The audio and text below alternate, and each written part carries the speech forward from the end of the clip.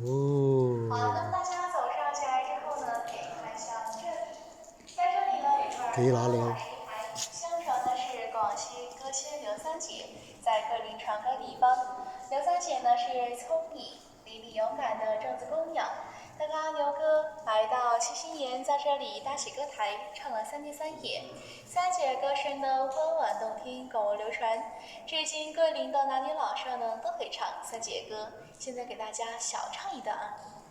解开柴来内小房，问一看柴看几长，长长短短哪一下看，那个带了时来了。好，唱的不是很好，請大家多包涵。好，那大家現在開始呢。劉生姐最後有冇詩翻啊？劉生姐最後有冇詩翻？他唱了3天3夜啊嘛。對。他肚子都很餓嘛。是的。所以問你他有冇詩翻？應該有。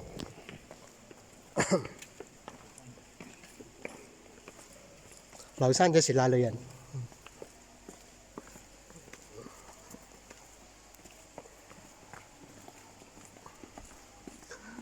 劉生姐都要食飯啊，唱3天3夜。